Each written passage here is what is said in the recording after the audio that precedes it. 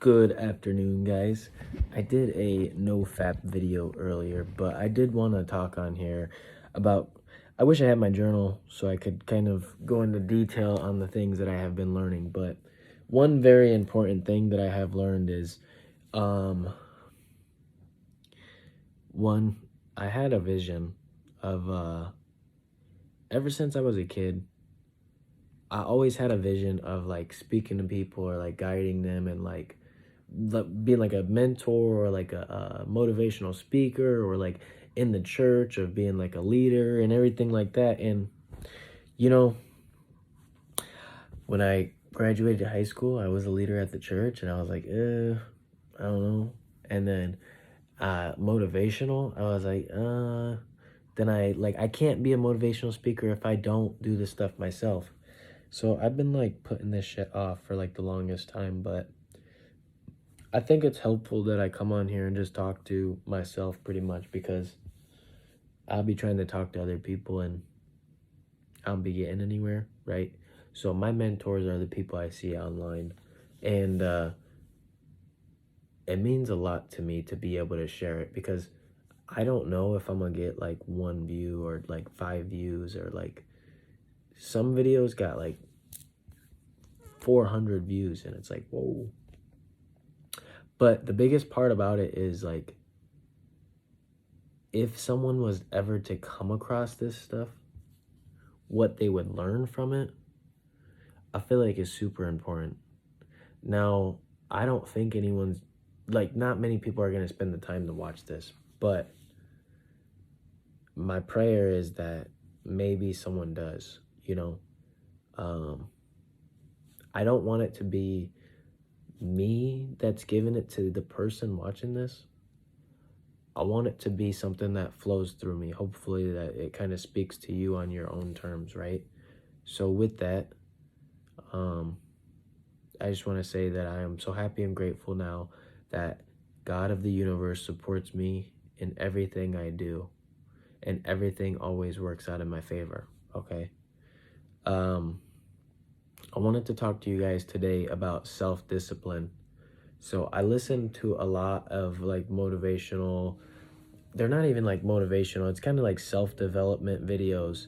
You know, Earl Nightingale, Jim Rohn, then you got a bunch of other people, Alan Watts, you know, you've got people, there's so many, Jordan Peterson, you name them, David Goggins, right? See, David Goggins, Marcus Aurelius. I left my book at work, but I've been reading the Meditations. I wanted to read that for the longest time, and I talked about it with someone that I used to talk to all the time, and then I totally skipped out on it, and then I didn't, and then I was like, it kept haunting me in my mind, and then I was like, all right, I'll finally read it. But I've been reading that, and I've also been reading like the Bible recently too. I've been trying to see on reading the Bible part of what maybe I never thought about with like my imaginary vision in the book itself, right? It's kind of like whenever, like if I read a sentence and you read a sentence, you will not read the sentence the same way I do. Like you will interpret and accept it a different way than I do, right? So with that, I do want to talk about this specific subject though, is self-discipline. So months ago, I just was watching some of my old videos because it is kind of nice. I don't watch the full videos, but sometimes I'll click on one like, oh yeah, there's me. Click on it, listen to part of it, and then end it. And then usually I make these videos, right? So it came across like a self-discipline video, or no, a faith video. It was about faith, and it was in November. And I remember who I was in November, and I wasn't being really like a loving person at that moment in my life.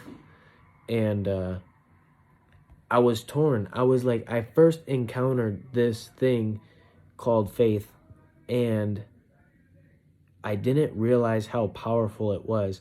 I came across it and I finally learned about it, and then I didn't realize how sometimes faith will feel like, because you have to be disciplined, and in order to be disciplined you have to like let go of your identity, which is like part of like your ego. I talked with my mentor about it this morning, was pride, selfishness, and loathing or something like that. I forgot what it was, but it was a list of 3 things. And then if I wish I had my journal, because Earl Nightingale said it good. He said there's 4 horsemen, and that kind of destroy people from having faith. And it's like lust, faith, and then just a couple things. But besides that, I wanted to say was I came across faith.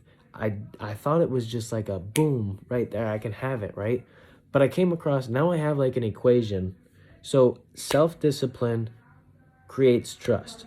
In order for you to trust something, which would be like if you trust in God or the universe or like whatever it is, you have to trust yourself. Now, I talked to my mentor about this earlier, and I was like, you have to trust yourself before you can trust the process. And he was like, no, you have to trust God first and then the process. And I said, yes, but that voice in your head, your consciousness that speaks to you and says right or wrong, why wouldn't that be God? Why wouldn't it be God if, they talk about it in the Bible stories, God comes to someone, speaks to them, and tells them the right thing to do. We have in our lives, we know the right things to do. That's the crazy thing. We know what we should do and what we shouldn't do. If there is like a temptation like lust, porn, sex, drugs, money, something that we're addicted to, something that's keeping us from being able to access his glory, which I consider the Garden of Eden, right? That full abundance of everything that you ever wanted in life. You have to be able to take that stuff away, strip it down, and then at that moment, after being consistent with it, because sometimes you have to pay your debts. Sometimes it takes a little longer because you took so long to get there that like you have to kind of sit there for a while before it could be seen that, okay, I'm 100% serious this time. Because there's probably a time in the past where you thought, I'm going to battle this addiction and I'm going to battle this addiction, and then you fall short maybe in another one, right? So being able to label these things out and kind of combat them is a huge deal. So for me, I'm going to communicate with you guys because I'm not afraid to speak on this. So my list, I traded things, right? These are the things I traded for the things that I know I am worthy of in my life. Not things I deserve, because then that's having expectations, but the things that I am worthy of in my life. Because the person I will be because of the things that I am self-disciplined in would deserve these things. You are allowed to imagine the person that you want to be, but then you also have to imagine the things that you will take out of your life in order to have that stuff and be that person, right? So with that, self-discipline. So I'm cutting my hair tomorrow, short buzz cut. The reason why, I'm not gonna lie, I feed off of attention from other people, and I have been battling with women my whole life, man. I've been like addicted to porn, I've been addicted to sex, I've been addicted to like women, I've been fueled by this constantly. Lust, right? It's just that I let this thing get like these women that I don't even like, I consciously know in the back of my head, like, this is not good for me, but I am okay with it because I am scared of being lonely, right? And I know like every time I do it, it takes me further away from being that self-loving person that I know I'm trying to be. Because I get scared every time too. I get scared of what the possibilities are of me getting hurt. So sometimes I'll like self-sabotage something and take it away, because I would rather it be my fault than be no fault. So I will self-sabotage this stuff into making it work, or not making it work, right? So with that, I'm happy to say that I'm not that person anymore. And that is why, like, I love my hair. I actually do like my hair long. I grew it out for a reason, but I want to have that with myself. I want to have that personal experience with myself, and where I don't get that attention, like, to where I cut my hair last year and it was a good feeling. Nobody wanted me to do it. But when I did it, I felt so relieved and so free that really, I'm okay with not having that attention. I want to be this person that I want to be. And I want to have something that kind of shows for that as well. I have this hair and it's beautiful. And I love to have it, right? But sometimes I need to take the things away that kind of promote the things that I like. So women, sex, right? Just make yourself unattractive, I guess, right? I'll still be a very attractive, confident person. Obviously, I work on myself, so it's always going to be there, but I'm okay with distancing myself from that stuff. That's not the only reason, though. I want it, like I said, to kind of show like a reset in my life. You know, I started like 6 weeks ago. I started to train for this marathon. It's coming on Sunday. I'm super excited for that. I'm more excited about running a marathon than I am my birthday, dude. So Bedros Keuilian was one of my mentors. He is one of my mentors, and he said to run a marathon. He said after he ran a marathon, he doubled his income within that first year because it was something that he never thought that he could do. Listen, David Goggins does the same thing. I can't run a marathon. I literally can't. Like everyone I tell that I'm gonna run a marathon, they're like, "Oh, you're crazy. Oh, what are you doing? You're crazy. What the heck?" And I'm like, yeah, I'm okay with that. Like I am crazy. Fuck it. But I'm crazy to exercise my mind out, man. I'm not crazy to run something. It's not about like the distance or like the calories burned or anything like that. It's literally the thought of, it's something that I've been wanting to do, by the way, for like 2 years now, and I've been bitching out about it. I haven't been doing it, but it's something that I've been wanting to do, that I've been avoiding, been avoiding. And then I seen that there was a marathon. Like the beginning of the year, I saw there was a marathon in Kentucky, there was a marathon in New York around my birthday. I was like, yeah, that'd be cool. Take a trip by yourself, go up there, run a marathon, come back, right? And then I was like, well,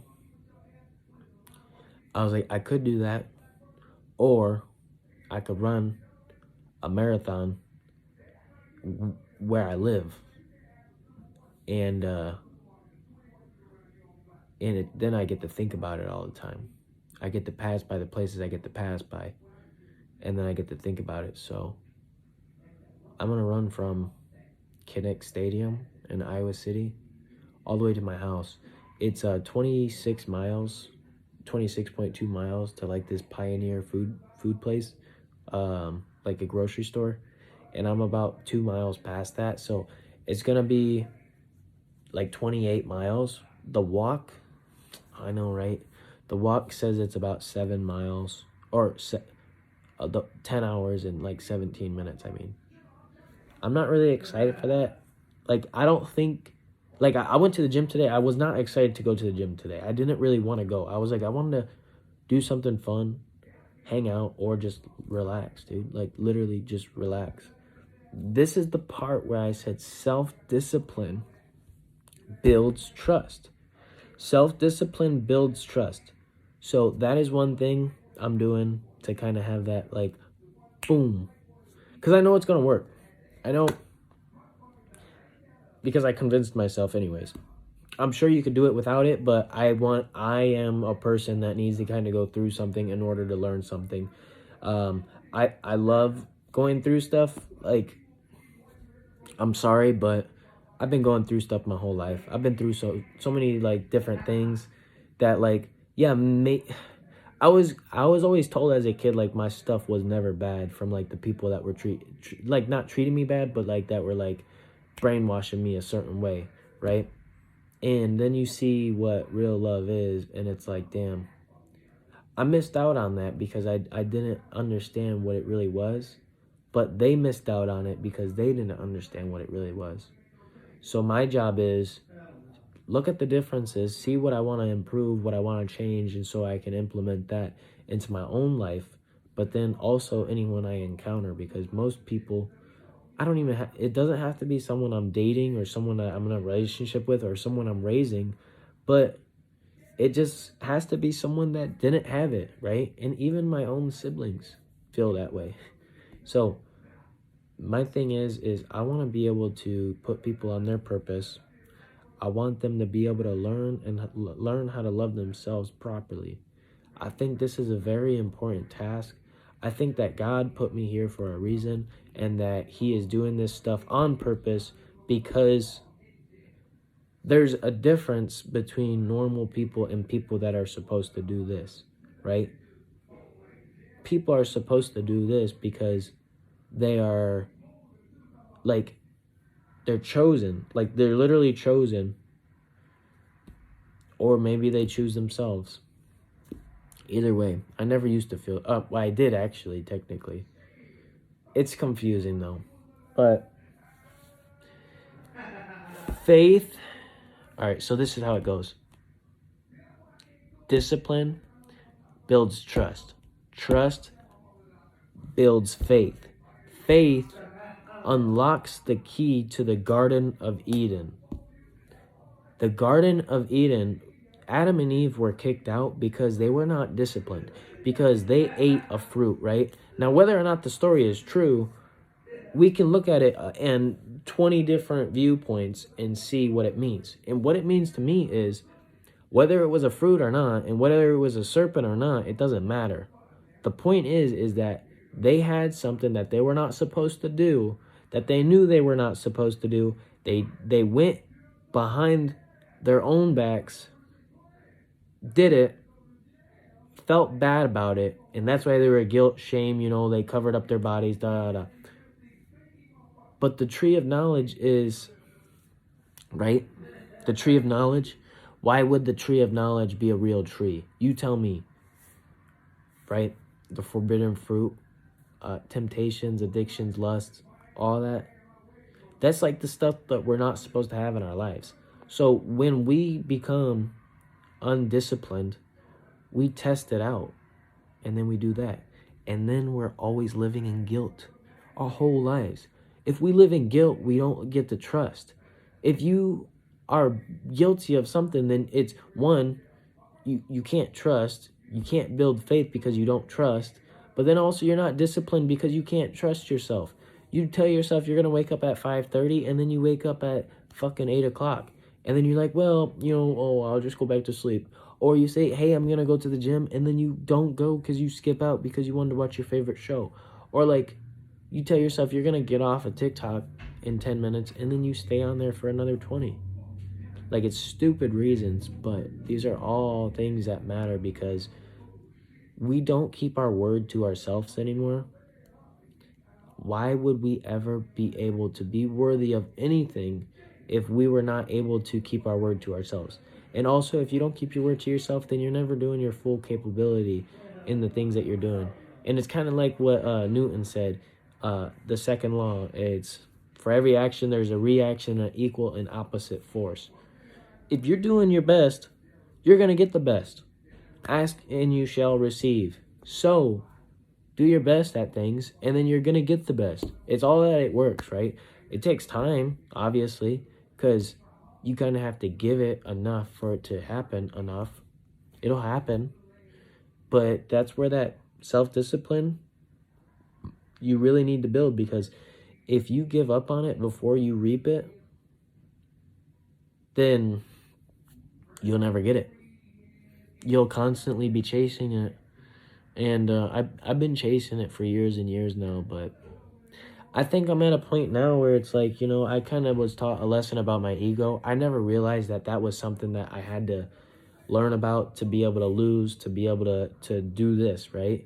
Because that ego stopped me from loving properly, and that stopped me from loving others and myself properly, to even think about it from a different perspective. So now I'm able to look at it through both lenses, with an ego and without an ego, and see what it is for both sides of what the best kind of benefits are. So because of that, I'm able to, this is like a thing. Someone I was talking to, I know I'm going on tangents, but someone I was talking to, they were like, do you always talk like that? And I was like what? They're like, oh, like, da da da da, like specific and like philosophical. And I'm like, you know what? I have some friends in Iowa City. I always talk to them, and then they're like, no philosophical shit today. I'm not in the mood for it. And I was like, well, whatever. I'm always philosophical only because I think a lot. I really think a lot, dude. But I had a bunch of different philosophical conversations in my life. And a lot of them were like a bad manipulating way of being able to control people. And I didn't realize it at the time. And that's okay now that I learned from it and grew from it. But at that time, I wasn't. I still feel bad and I forgave myself because of it. But there's always a part, I guess, maybe I'm not forgiven that part of it, because there's always a part of me that kind of thinks about it a little bit and like, well, I could have done it different.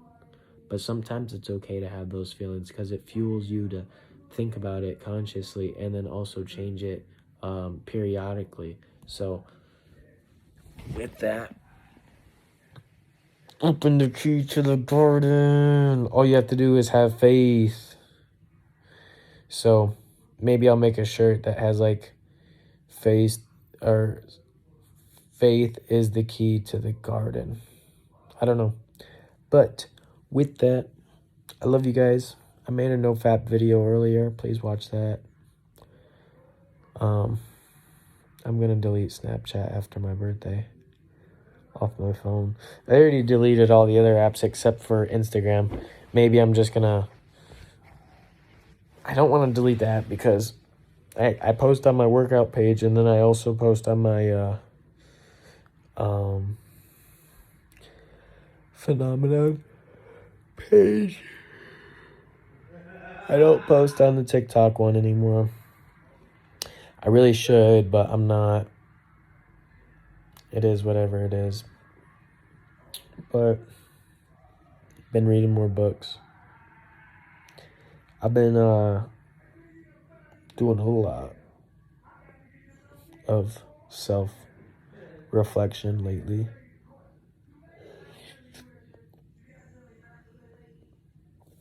Sunday is my birthday. I'm ready to see, I don't know. I spent Christmas alone, so after I spent Christmas alone, I was like, you know, after Christmas is like the biggest day of the day of the year, so I was like, you know, if I spent the biggest day of the year alone, I could probably spend my birthday alone, and that's by running a mile, or not a mile, 27 miles. So that's a lot of alone time, and I'm pretty excited about it, actually. So with that, I love you guys. Have a good night.